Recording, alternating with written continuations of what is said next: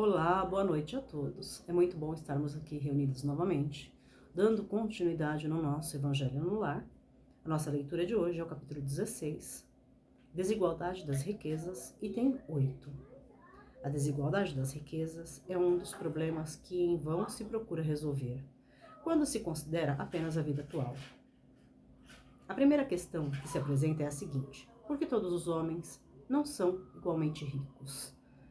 Por uma razão muito simples, é que não são igualmente inteligentes, ativos e laboriosos para adquirir, nem sóbrios e previdentes para conservar. Aliás, é uma questão matematicamente demonstrada que, supondo-se uma questão feita essa repartição, o equilíbrio seria rompido em pouco tempo, em virtude da diversidade de caracteres e aptidões, que supondo-a possível e durável, tendo cada um somente o necessário para viver, isso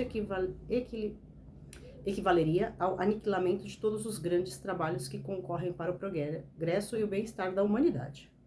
Que, portanto, supondo-se que ela desse a cada um o necessário, desapareceria o estímulo que impulsionam as grandes descobertas e os empreendimentos úteis. Se Deus as concentra em alguns lugares, é para que dos mesmos ela se expanda, em quantidade suficiente segundo as necessidades. Admitindo-se isso, pergunta-se por que Deus a concede a pessoas incapazes de fazê-la frutificar para o bem de todos. Desculpa. Essa é ainda uma prova da sabedoria e da bondade de Deus. Ao dar ao homem o livre-arbítrio, quis que ele chegasse, pela sua própria experiência, a discernir o bem e o mal, de maneira que a prática do bem fosse o resultado dos seus esforços, da sua própria vontade. Ele não deve ser fatalmente levado a um nem ao outro, pois então seria um instrumento passível e irresponsável como os animais. A fortuna é um meio de prová-lo moralmente, mas como, ao mesmo tempo, é um poderoso meio de ação para o progresso.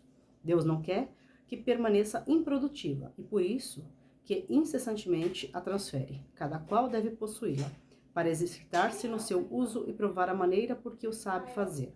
Como há impossibilidade material de que todos a possuam ao mesmo tempo, e como se todos a possuíssem ninguém trabalharia, e o melhoramento do globo sofreria com isso, cada qual a possui por sua vez. Dessa maneira, o que hoje não a tem, já a teve no passado ou a terá no futuro, numa outra existência, e o que hoje a possui poderá não tê-la mais amanhã.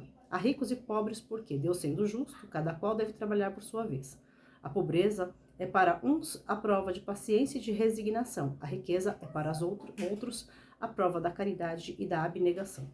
Lamentam-se com razão o triste uso que algumas pessoas fazem da sua fortuna, as ignóbeis paixão e a cobiça desperta, e pergunta se a Deus é justo ao dar a riqueza a tais pessoas. É claro que se o homem só tivesse uma existência, nada justificaria semelhante repartição dos bens terrenos. Mas se, em lugar de limitar sua vida ao presente, considerar-se o conjunto das existências, vê-se que tudo se equilibra com justiça. O pobre não tem, portanto, motivo para acusar a providência, nem para invejar os ricos. E estes não têm para se vangloriarem do que possuem, senão, por outro lado, estes abusam da fortuna. Não será através de decretos nem de leis suntuárias que se poderá remediar o mal.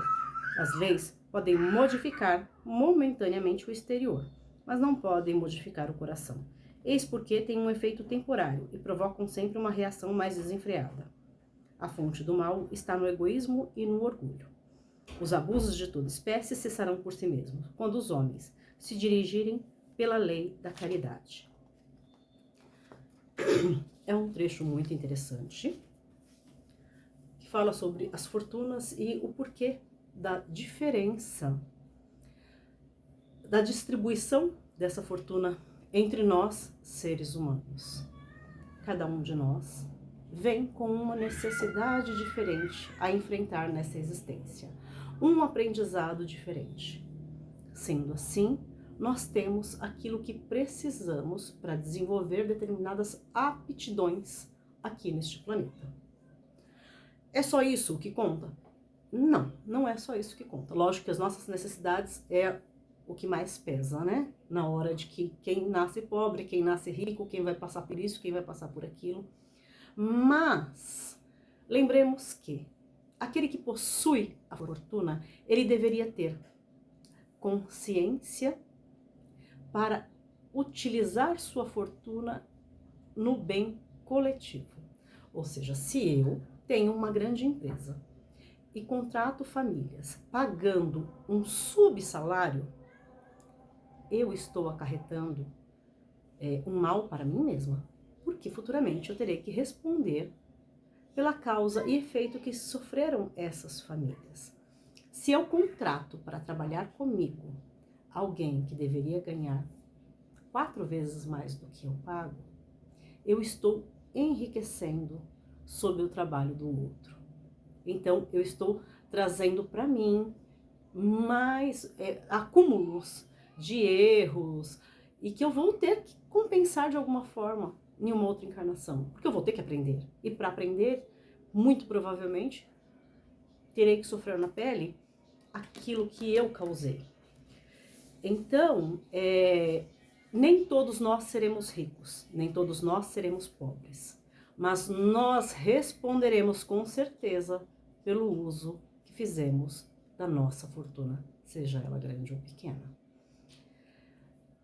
A vivência dentro da fortuna, nascer rico, não é algo fácil, porque permite que o seu egoísmo, a sua vaidade, ela flua livremente.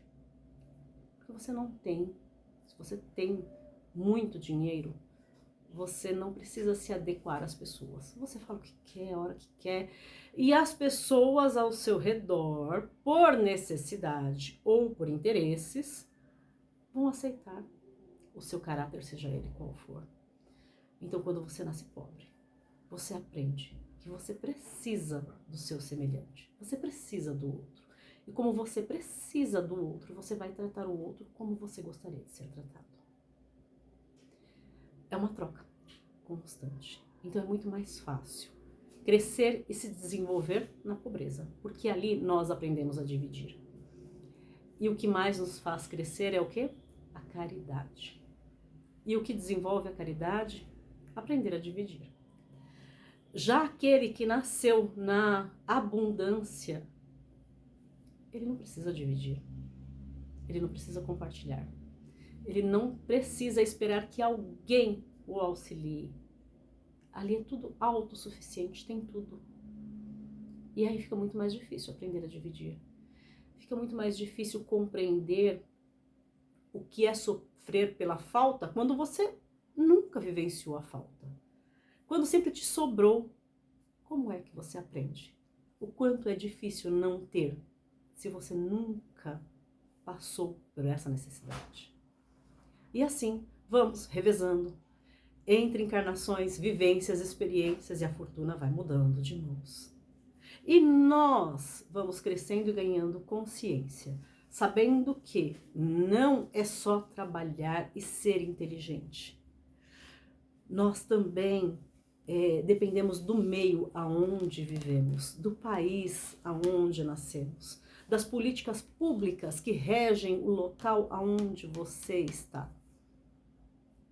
Por quê? Porque senão o dono da grande empresa, ele vai pagar o que ele quer, como ele quer, para as pessoas que eles quiserem. Se quiser pagar muito pouco, ele vai pagar muito pouco. E como eu disse, quem tem muito dificilmente aprende a compartilhar. Então ele não vai compartilhar por livre e espontânea vontade. Isso vem com as experiências. Por isso que tão poucas empresas ainda realmente olham os seus funcionários como outras pessoas e não como números. Né? Podemos ali ver uma ou outra empresa que se destaca e quando você observa e conhece a história, você vê que ela é uma empresa que paga acima da média para os seus funcionários, oferecem vantagens para quem trabalha ali, férias, premiações, enfim, auxilia aquele bom funcionário a ir estudar, se desenvolver, crescer para que ele também cresça dentro da empresa. E esses diferenciais nós percebemos naquele que sabe sim empregar a sua fortuna da maneira correta. Queridos, muito obrigada. Até mais tarde. Fiquem com Deus.